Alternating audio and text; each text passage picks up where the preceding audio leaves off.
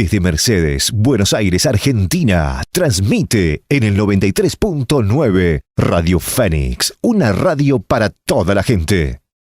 Y ahora tenemos una comunicación con un historiador argentino que es mercedino, que ha publicado una gran cantidad de libros, que le ha dado un vuelco a nuestra historia y que ha presentado recientemente un libro fundamental que retrata una década tremenda, ¿no? Que vivimos los argentinos, como es la década de los años 70.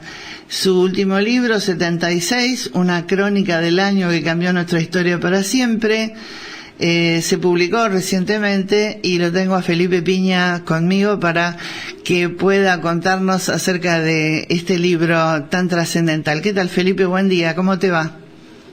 ¿Qué tal? Buen día, ¿cómo estás? Bien, gracias por atendernos, muy amable. Un placer.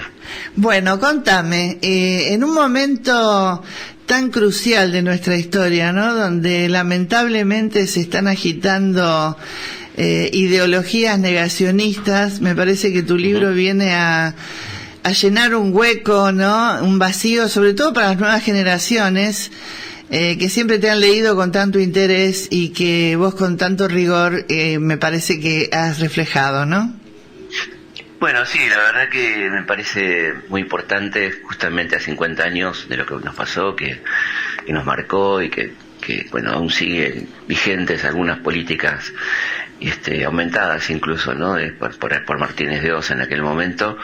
Me parece muy importante hablar de lo que pasó realmente, ¿no?, sin dar vueltas y sin usar de este discurso más que negacionista, te diría apologistas, ¿no? Sí. Porque es lo que estamos viendo en este momento, ¿no? Hay una apología de la dictadura que es realmente muy peligroso, porque en otro momento era un delito, ¿no? Cuando alguien hacía apología del crimen, pero estamos viviendo tiempos muy especiales, ¿no?, en Argentina. Así es, muy especiales y muy desgraciados. Recién estaba hablando con una diputada nacional acerca de la ley de glaciares y la verdad de lo que me contaba da miedo, ¿no? Porque poco a poco se van destruyendo todo, ¿no? Se está destruyendo la universidad, la salud, los recursos, ¿no? Y bueno, y ahora también nos quieren destruir la historia. Contame cómo organizaste el libro, Felipe. Mira, a mí me pareció muy importante hablar de la parte previa, ¿no?, digamos, de cómo llegamos al golpe, no con un ánimo justificatorio, sino con un ánimo explicativo, ¿no? Yo siempre distingo entre la explicación y la justificación, que para mí son antagónicas prácticamente, ¿no? Por lo tanto había que contar qué pasó antes, cuál era el clima que se vivía en Argentina, entre el 73 y el 76, sobre todo el 75, que fue un año definitorio, donde además se empezó a preparar el golpe minuciosamente, con toda una pata civil muy importante, el Grupo Ascuena, el Grupo Perró, que fueron los que fueron armando los gabinetes y reuniéndose con Videla, con Agosti y con Maciera.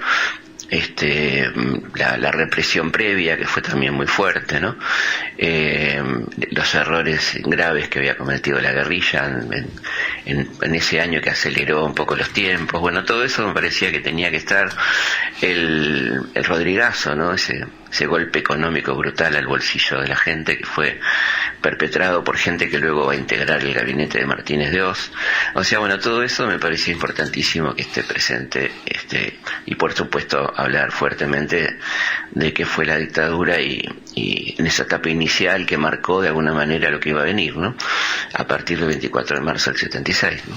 Claro. Bueno, yo creo que a pesar de todo lo que se ha querido instalar, porque bueno, hoy lamentablemente las redes a veces se prestan también para distorsionar, ¿no?, y para confundir, sobre todo a los más jóvenes, que son los que en su mayoría la consumen. Pero a pesar de todo, me pareció que el último 24 de marzo, esa plaza que era impactante, y no solamente en Buenos Aires, ¿no? Sino a lo largo de todo el país, incluso en la costa, para recuperar aquellos desagradables vuelos de la muerte terribles.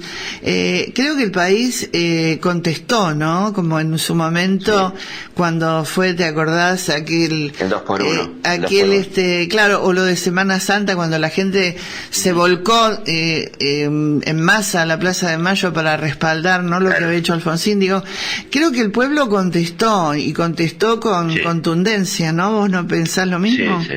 Sí, por supuesto. Además estuve en la plaza y había muchísimos jóvenes.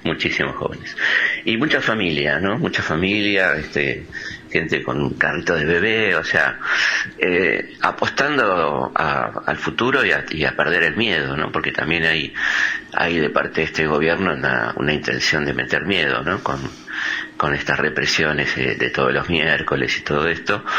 Así que para mí fue una bocanada de aire lo que pasó el 24, ¿no? Y además el discurso de ellos quedó prácticamente marginado, ¿no? Totalmente, nadie le prestó atención.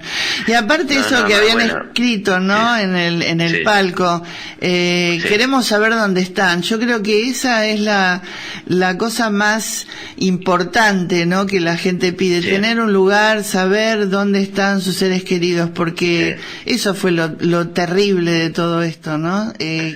Claro, lo más perverso. Desaparecerlos completamente, sí.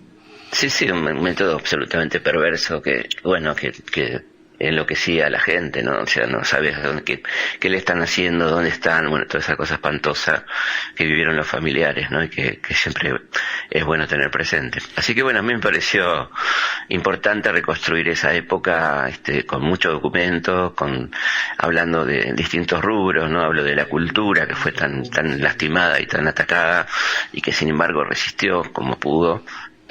Hablo de la economía, del modelo económico que se implementó, que es prácticamente el mismo que estamos viviendo ahora, y bueno, por supuesto la represión, ¿no? Cómo se sistematizó esa represión a partir del 24 de marzo, ¿no? Que ya venía existiendo muy muy preparada y que se transformó en algo sistemático a partir del 24 de marzo, ¿no? Mercedes tuvo muchos desaparecidos y también un rol importante porque, bueno, no hay que olvidar que Videla desafortunadamente era mercedino.